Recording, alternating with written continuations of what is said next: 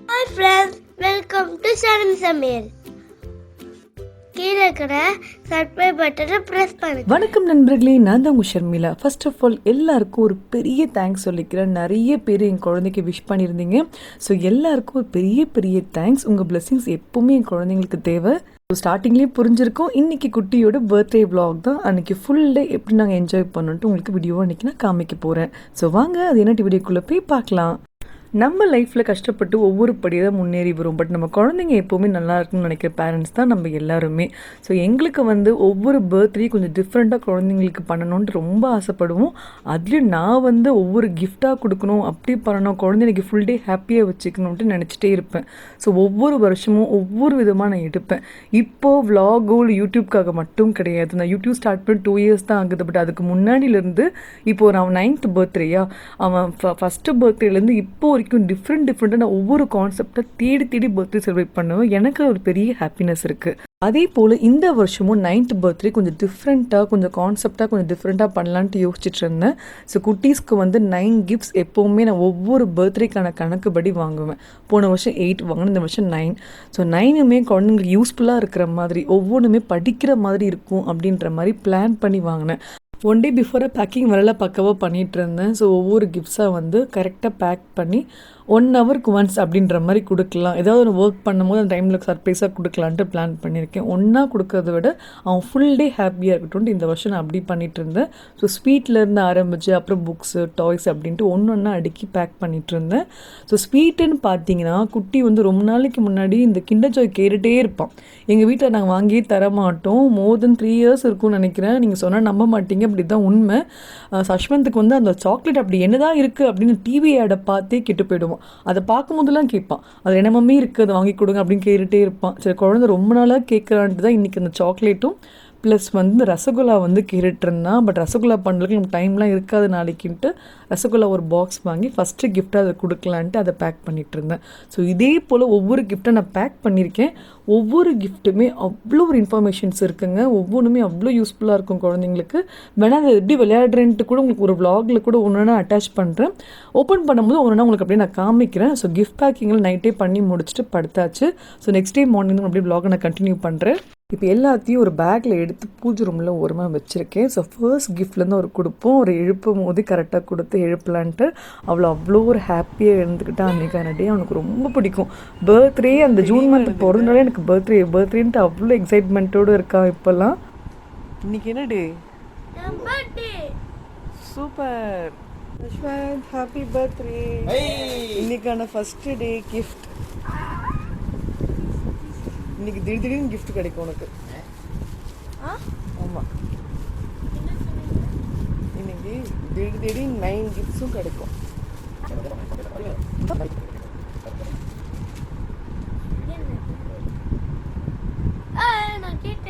அதேதான் நீ கேட்டேன்னு இது ரசகுல்லா.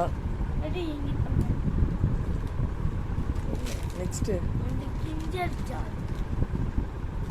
இன்னும் பல வருஷமா கேட்டுட்டு இருக்கு, இப்பதான் உனக்கு கிடைக்குது.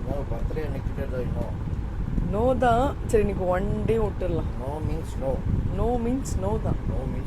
ஆனால் இன்னைக்கு சாப்பிடுவோம், அப்புறமா சாப்பிட்டுக்கலாம். எனக்கு ஒரே ஸ்வீட்டாக சாப்பிடுவோம். ரசகுல்லா சாப்பிடு.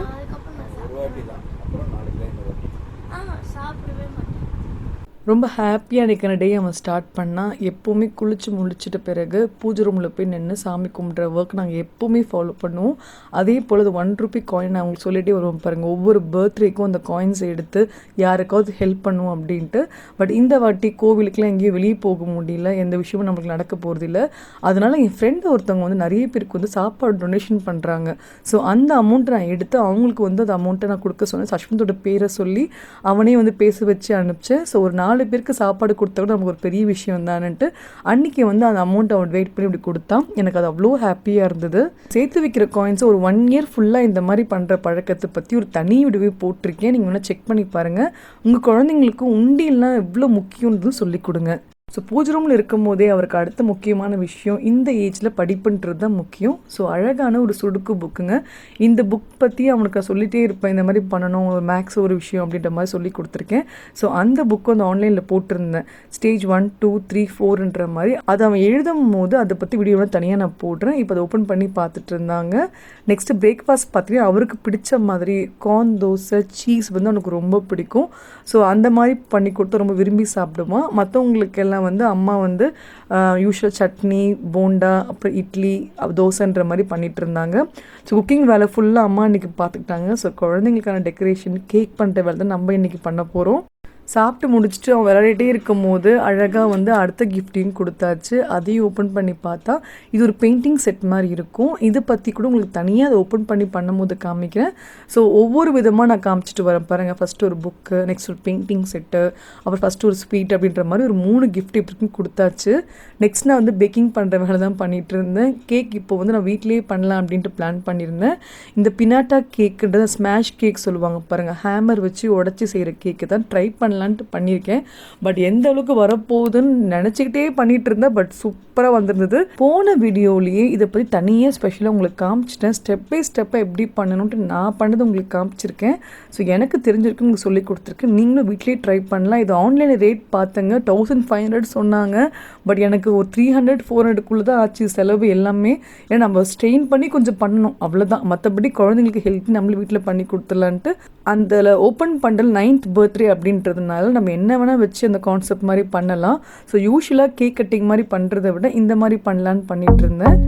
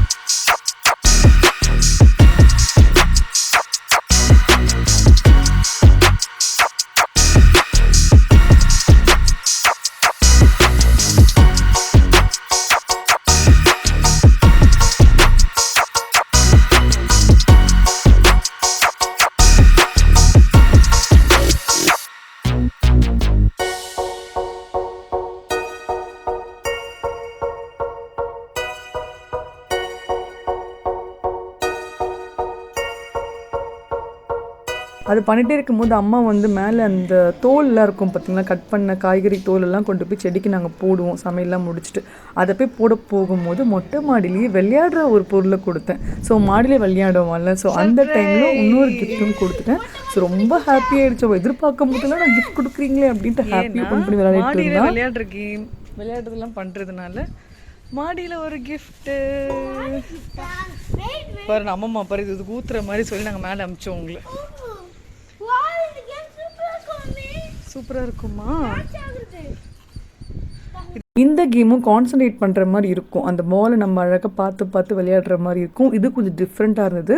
எந்த கிஃப்ட்டுமே அவன்கிட்ட இருக்கிற மாதிரி நான் வாங்கக்கூடாது, ரொம்ப தேடி தேடி வாங்கினேன். இது நான் பிக் பாஸாரில் தான் ஆர்டர் போட்டிருந்தேன். முடிஞ்ச ஒவ்வொரு கிஃப்ட்டோட லிங்க்ஸை நான் கீழே கொடுக்குறேன், வேணால் செக் பண்ணி பாருங்கள். ஸோ உங்களுக்கு தேவைப்படுதான்னு நீங்கள் வாங்கலாம். தனியாக கூட நான் அப்புறமா எக்ஸ்பிளைன் பண்ணுறேன்.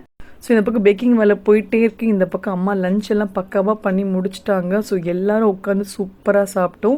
வடை, அப்புறமா எல்லாருக்கும் பிடிச்ச உருளைக்கிழங்கு தொக்கு, சாம்பார் அப்படின்ட்டு கத்திரிக்காய் முருங்கைக்காய் சாம்பார் எல்லாருக்குமே பிடிக்கும். ஸோ எல்லாருமே ஒன்றா சாப்பிட்டு முடிச்சாச்சு. சாப்பிட்டு முடிச்சோடனே அடுத்த ஒரு க்யூட்டான கிஃப்ட்டை கொடுத்தேன். இதுவும் பார்த்தீங்கன்னா 2 பேரும் சேர்ந்து விளையாட ஒரு கார்டு கேம் மாதிரி, பட் படிக்கிற மாதிரி இருக்கும். இதையும் நான் தனியாக எக்ஸ்பிளைன் பண்ணுறேன், பிகாஸ் எல்லாமே சொல்லிகிட்டே இருந்த வீடியோ ரொம்ப லென்த் ஆகிடும். ஸோ அதுக்காக நான் அப்பப்போ உங்களுக்கு ஒன்றுன்னா காமிச்சிடுறேன். ஸோ பாதி கேக்கை வந்து நான் எடுத்து வச்சுருந்தேன். ஸோ அந்த பாதி கேக்கை வேஸ்ட் பண்ணாமல் இந்த மாதிரி ஒரு கேக்லேயே உங்களுக்கு ஒரு டிஃப்ரெண்ட்டாக பண்ணலாம், ஃப்ரெஷ் க்ரீம்லாம் போட்டு பண்ணலான்ட்டு அது ஒரு வேலையை பண்ணிகிட்டு இருந்தேன். பட் டைமே இல்லைங்க அதை ஷூட் பண்ணுறதுக்கு. எனக்கு மெயின் கேக் பண்ணவே டைம் ரொம்ப ஓடிடுச்சு. ஸோ கடகடகடன்ட்டு அது பண்ணிட்டேன். அதை பற்றி ஸ்பெஷல் வீடியோ தனியாக வேணால் நான் போடுறேன். இப்போ இதில் நான் பெருசாக எடுக்கவே இல்லை, உணர்வு டெடிக்கேட்டாக நான் பண்ணுறேன். இப்போ நான் பண்ணதை மட்டும் ஸ்டெப் பை ஸ்டெப்பாக உங்களுக்கு அப்படி நான் காமிச்சிட்றேன். அவருக்கு ரெட் கலர் ரொம்ப பிடிக்கும். ஸோ அந்த ஃப்ரெஷ் க்ரீம் இந்த ரெட் கலர் பேஸில் வச்சு கொஞ்சம் அழகாக வந்து ஒரு கேக் ரெடி பண்ணி ஒவ்வொரு லேயர் குட்டி குட்டி கப்பில் எல்லோரும் எடுத்து சாப்பிட்ற மாதிரி ஒரு டம்ளரில் அழகாக போட்டு பண்ணிட்டேன். செம்ம டேஸ்ட்டாக இருந்தது. ஸோ இதெல்லாம் நம்மளுக்கு ஃபஸ்ட் டைம் ட்ரை பண்ணுறோமோ எப்படி வரும்ன்ட்டு பயந்துட்டே இருந்தேன். பட் ஒவ்வொரு ட்ரையும் ஓரளவுக்கு நல்லாவே வந்தால் நம்மளுக்கு அவ்வளோ ஹாப்பியாக இருக்கும். வெளியே சாப்பிட்றத விட வீட்டில் பண்ணி சாப்பிடும் போது அவ்வளோ ஒரு ஹாப்பினஸ் இருக்கும். இது பண்ணிகிட்டே இருக்கும்போது குட்டீஸ் அழகாக அந்த கேமில் விளையாடிட்டு இருந்தாங்க. அந்த டைமில் அடுத்த கிஃப்ட்டும் கொடுத்தாச்சு. இந்த கிஃப்ட் பார்த்திங்கன்னா பில்டிங் பிளாக் மாதிரி குட்டி குட்டியாக இருக்கும். ரொம்ப அழகான ஒரு கிஃப்ட்டு. நான் எவ்வளோ ஹாப்பியாக இருந்தேன்ட்டு ஒவ்வொரு கிளிப்பிங்கும் அம்மா பார்த்திங்கன்னா இப்போ கூட ஹெல்ப் பண்ணிகிட்டே இருப்பாங்க பிறகு. அப்போ அது வீடியோவில் எடுத்துகிட்டே இருந்தாங்க. எனக்கே ரொம்ப சிரிப்பாக தான் இருந்தது, ஐயோ நான் இப்படி இருக்கேனே அப்படின்ட்டு. பட் நம்மளுக்கு ஃபஸ்ட்டு டைம் பேக் பண்ணுற ஒவ்வொருத்தவங்களுக்கும் இந்த ஹாப்பினஸ் தெரியும்னு நினைக்கிறேன். யாரெல்லாம் இந்த மாதிரி பேக் பண்ணும்போது ஹாப்பியாக இருந்தீங்கன்னு எனக்கு சொல்லுங்கள். எனக்கு இந்த மாதிரி நம்மளாக செஞ்சு கொடுக்கும்போது தனி ஹாப்பினஸ் இருக்குது. ஸோ ஒவ்வொரு விஷயம் நம்ம கற்றுக்கிட்டு பண்ணுறது ஒரு நல்ல ஒரு ஹாப்பினஸ் தானே. ஸோ ஒர்க்கெல்லாம் முடிச்சு டெக்கரேஷன் பண்ணுற வேலை தான். பலூன்ஸ் எல்லாம் பார்த்தீங்கன்னா என் ஹஸ்பண்டும் எங்கள் மாமனார் வந்து ஊதிட்டு இருந்தாங்க. ஸோ பலூன்ஸ் எல்லாம் இந்த இடத்துல சிம்பிளாக தான் அரேஞ்ச்மெண்ட் பண்ண போகிறேன். பிகாஸ் பெரிய டெக்கரேஷன்லாம் அவங்க இப்போலாம் விரும்புறதே கிடையாது. ஃபஸ்ட்லாம் அது பண்ணுங்க இது பண்ணுங்கன்னுமா. இப்போ கொஞ்சம் வளர்ந்துட்டாலாம் இந்த மாதிரிலாம் இந்த வாட்டி கேட்கவே இல்லை. ஸோ கேக்குக்கே நம்மளுக்கு டைம் ஆகிட்டதுனால இதில் பெருசாக கான்சன்ட்ரேட் பண்ண முடியல. சிம்பிளாக பண்ணிக்கிட்டா போதுன்ற மாதிரி அந்த வேலை பண்ணிகிட்டு இருந்தோம். ஸோ லைட் செட்லேயே அழகாக பண்ணியாச்சு. அப்புறம் அந்த பலூன்ஸை வச்சுட்டு ஒரு சிம்பிள் டெக்கரேஷன் பண்ணியாச்சு. எல்லா வேலையும் முடிச்சு அழகாக ட்ரெஸ் பண்ண போயாச்சு. எனக்கு இந்த மாதிரி ஃபங்க்ஷன் டைமில் நீட்டாக இருக்க பிடிக்கும். இந்த மாதிரி சாரீலாம் கட்டிட்டு அவ்வளோ பிடிக்கும். இந்த செட்டெல்லாம் பெங்களூரில் ஒரு வாட்டி வாங்கியிருந்தேன். ஸோ இந்த வாட்டி போட்டுக்கலாமான்ட்டு போட்டிருந்தேன். நெக்ஸ்ட்டு வந்து டேபிள் மேலேயே கொஞ்சம் ஃப்ளவர்லேயே அழகாக டெக்கரேட் பண்ணலான்ட்டு எழுதியிருந்தேன். HBD அப்படின்ற மாதிரி ஹாப்பி பர்த்டே அப்படின்ற மாதிரி டெக்கரேட் பண்ணியிருந்தேன். ஸோ கொஞ்சம் டிஃப்ரெண்ட்டாக பண்ணுவேன். ஒவ்வொரு வருஷமும் ஒவ்வொரு மாதிரி பண்ணுவேன். போன வாட்டி சின்ன குட்டிக்கு வந்து ஒரு ஊரில் போயிட்டு கிராமத்தில் ஒரு விவசாய நிலத்தில் பண்ணேன். இந்த வாட்டி கொஞ்சம் லாக்டவுன்லாம் இருக்கிறதுனால இவருக்கு இந்த மாதிரி பிளான் பண்ணோம். ஸோ ஒவ்வொரு விஷயமும் நம்மளாவே பண்ணுறது தானேங்க. செலவில்லாமல் எப்படி க்ரியேட்டிவாக பண்ணுறோன்ட்டு நம்ம கையில் தான் இருக்குது. ஒவ்வொரு கான்செப்டும் தேடி தேடி நான் பண்ணுவேன்.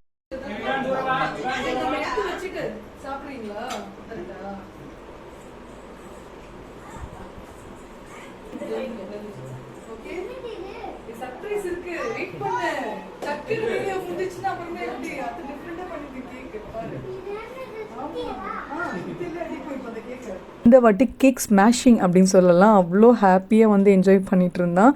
அன்றைக்கான டே கொஞ்சம் டிஃப்ரெண்ட்டாகவே என்ஜாய்மெண்ட்டாக இருந்தது. சஷ்வந்துக்கு இந்த மாதிரி கேக் கட்டி கொஞ்சம் டிஃப்ரெண்ட்டாக இருந்து ரொம்ப ஹாப்பியாக என்ஜாய் பண்ணான். தேங்க்யூ மம்மின்னு சொல்லிக்கிட்டே இருந்தான் அன்றைக்கெல்லாம்.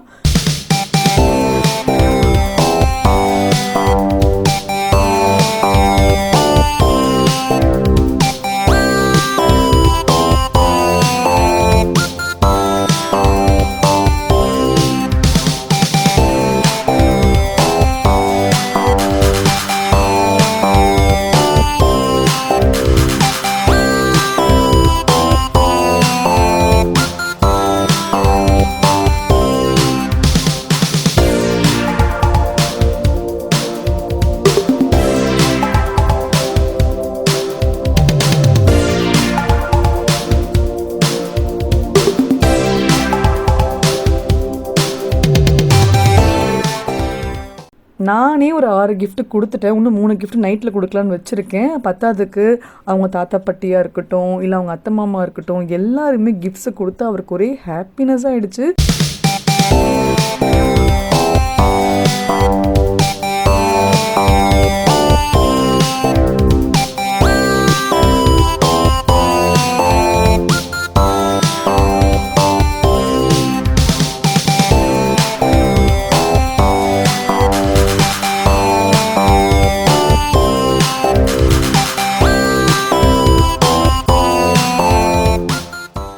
கிஃப்ட்ஸை ஓப்பன் பண்ணி அதை விளையாடுறது ஒரு பெரிய வேலை. அவங்க குட்டீஸ் எல்லாம் இருக்கும்போது அதை ஓப்பன் பண்ணி விளையாடியே ஆகணும். ஸோ எல்லோரும் உட்காந்து அதை ஓப்பன் பண்ணி எப்படி இருக்குது அப்படி இருக்குது விளையாடிட்டு இருந்தாங்க. ஒவ்வொரு டாய்ஸ் பற்றி டீட்டெயிலாக நான் காமிக்கிறேன். இந்த ட்ரெயின் செட் பார்த்தீங்கன்னா தங்கச்சி கொடுத்துருந்தா. ஸோ அவள் வர முடியல, அதனால ஊர்லேருந்து எல்லாமே ஆர்டர் பண்ணி விட்டுட்டா. ஸோ கரெக்டாக வீட்டுக்கு வந்துருச்சு. அந்த ட்ரெயின் செட்டு தான் எல்லோரும் சண்டை போட்டு செட் பண்ணிட்டு இருந்தாங்க. பட் ரொம்ப கொஞ்சம் கஷ்டமாக இருந்த அந்த ட்ரெயின் செட்டிங் இது வந்து அம்மா அப்பா வந்து கொஞ்சம் டிஃப்ரெண்ட்டாக படிக்கிற மாதிரி கொடுத்துருந்தாங்க. ஸோ 2 பேருக்குமே உதவுற மாதிரி இருக்கட்டும்ன்ட்டு அந்த வேர்ட்ஸ் எல்லாம் செட் பண்ணுறது ரொம்ப சூப்பரான ஒரு கேமுங்க. அம்மா 2 பேருக்குமே கொடுத்துருவாங்க. இவருக்கு ஒன்று அவருக்கு ஒன்றுன்ற மாதிரி 2ம் வாங்கி கொடுத்துருவாங்க. அப்போ தான் அவங்களுக்கும் ஒரு ஹாப்பினஸ் இருக்கும். அவன் பர்த்டேக்கும் நான் இவனுக்கும் ட்ரெஸ் எடுப்பேன், இவனோட பர்த்டேக்கும் நான் அவனுக்கும் ட்ரெஸ் எடுப்பேன். ஸோ 2 பேருக்கும் ஈக்குவலாக பண்ணிட்டு போயிட்டா அப்படி நல்லா இருக்கும்ன்றதான் என்னோட ஹாப்பினஸ்ஸு. அப்புறம் சஷ்வந்தோட அத்தை பார்த்திங்கன்னா ரொம்ப அழகான ஒரு செட்டிங் கேம் மாதிரி கொடுத்துருந்தாங்க. ஸோ இதெல்லாம் அவனுக்கு ரொம்ப பிடிக்கும். அவனுக்கு இந்த மாதிரி அரேஞ்ச் பண்ணுற கேம்ஸு, ஒரு விஷயத்தை அடுக்கிற கேம், இது மாதிரி ரொம்ப என்ஜாய் பண்ணி பண்ணுமா சஷ்வந்த். ஸோ அவருக்கு பிடிச்ச மாதிரி ஒவ்வொரு கிஃப்ட்டும் இன்றைக்கி அமைஞ்சிச்சு. ஸோ எல்லோரும் செட்டிங் பண்ணி விளையாடி அன்றைக்கான டே சூப்பராக போச்சு. டின்னர் சாப்பிட்டு முடிச்சுட்டு எல்லோரும் கிளம்பிட்டாங்க. குட்டிக்கு ஒன்று ஒரு 3 கிஃப்ட்டு பாக்கி இருக்குல்ல, கிளம்புற வரைக்கும் கொடுத்தா தான் அவங்களுக்கு ஒரு ஹாப்பினஸ் இருக்கும்ன்ட்டு நைட்டு அடுத்த ஒரு 3 கிஃப்ட்ஸும் ஒன்றா கொடுத்தேன். இந்த டாமினோ சொல்லுவாங்க பாருங்கள், லைனாக அடுக்கி வச்சு அதை புஷ் பண்ணுறது, அது ஒரு கேமு. அப்புறமா வந்து ஒரு குட்டி குட்டியாக டாய்ஸு. ஸோ எல்லாமே ஒவ்வொன்றுமே அவருக்கு பிடிச்ச மாதிரி ஒரு கேம்ஸு. அது 3மே நான் கடைசியில் தான் கொடுத்தேன். அப்போ தான் ஒரு ஹாப்பியாக அவன் தூங்குவான் அப்படின்ட்டு. ஸோ இந்த 9 கிஃப்ட்ஸு பத்தாவதுக்கு இவங்க கொடுத்த கிஃப்ட்ஸுன்ட்டு மறுநாள்லாம் ஒரு வாரமாக அவ்வளோ ஒரு ஹாப்பியாக இருந்தான். என் குழந்தைங்களுக்கு இவ்வளோ டாய்ஸ் வாங்கி தரேன்னா அதில் ஒரு பெரிய ப்ளஸ் பாயிண்ட் என்னென்னா, என் பசங்களுக்கு மோஸ்ட்டாக நான் டிவி அந்த மொபைலோட இன்ட்ரெஸ்ட்டை கொடுக்க மாட்டேன். ஒருத்தவங்க கமெண்ட்டில் கேட்டுருந்தாங்க, நீங்கள் எப்படி ஒர்க் எல்லாம் பண்ணுறீங்க பசங்களை வச்சுட்டு யூடியூப் இதெல்லாம் பண்ணுறீங்கன்னா, இதுதான் விஷயமே. என் பசங்களுக்கு வந்து ஒரு டாய்ஸை கொடுத்துட்டேன்னா ஒரு 1 ஹவருக்கு அப்படி விளையாடுவாங்க. அந்த 1 ஹவருக்குள்ளே நம்மளுக்கு ஒரு டைமிங் அதுக்குள்ளே முடிச்சுட்டு வந்துடணுன்ற மாதிரி பண்ணுவேன். டாய்ஸ்க்குன்னு ஒரு இடமே தனியாக கபோர்டே வச்சுருக்கேன். அழகாக பாக்ஸ் போட்டு வச்சுருவேன். இந்த கேம் இது விளையாடணும், இந்த இடத்துல எடுத்து வைக்கணுன்ட்டு 9 இயர்ஸாக சஷ்வந்த் பிறந்ததுலேருந்து இப்போ வரைக்கும் கலெக்ட் பண்ணிட்டு வரும். ஒவ்வொரு டாய்ஸுமே ஒவ்வொன்றுமே டிஃப்ரெண்ட்டாக இருக்கும். அதே போல் அவனும் ரொம்ப அழகாக பத்திரமா வச்சுப்பான். அதுதான் எங்களுக்கு ரொம்ப பிடிச்ச விஷயம். ஸோ எல்லாத்தையுமே அழகாக அரேஞ்ச் பண்ணி வச்சு அடுக்கி எல்லாம் பண்ணும் போதே அவ்வளோ ஒரு ஹாப்பினஸாக இருக்கும். ஸோ டாய்ஸ் ஆர்கனைசேஷன் திரும்ப நான் இதுக்காக தான் வெயிட் பண்ணிட்டு இருந்தேன். இந்த செட்ஸ் எல்லாம் வரும், மொத்தமாக எடுத்து அடுக்கி வச்சுட்டு தனியாக நான் சீக்கிரம் போடுறதுனால இது நான் அதுக்காக தான் காமிக்காமல் இருந்தேன். ஸோ அதை பற்றி கேட்டிருந்தவங்களுக்காக இதெல்லாம் சொல்கிறேன். இந்த வீடியோ வந்து நான் எண்ட் பண்ணிக்கிறேன். குழந்தைங்களுக்கு நிறைய டாய்ஸ் வாங்கித்தாங்க. ரொம்ப காஸ்ட்லியெல்லாம் வாங்கணும் கிடையாதுங்க. நான் வாங்கின ஒவ்வொரு பொருளும் பார்த்தீங்கன்னா 500க்குள்ளே தான் இருக்கும். 200, 300, 150 அந்த ரேஞ்சில் தான் இருக்கும். நான் வேணால் கீழே லிங்க்ஸ் கொடுக்குறேன், செக் பண்ணி பாருங்கள். ஒவ்வொன்றுமே 300 அந்த மாதிரி ரேஞ்சில் தான் தேடி வாங்கணும். ஒவ்வொரு கிஃப்ட்ஸும் அம்மா அப்பா கொடுத்தல கொஞ்சம் காஸ்ட்லியாக இருக்கும்.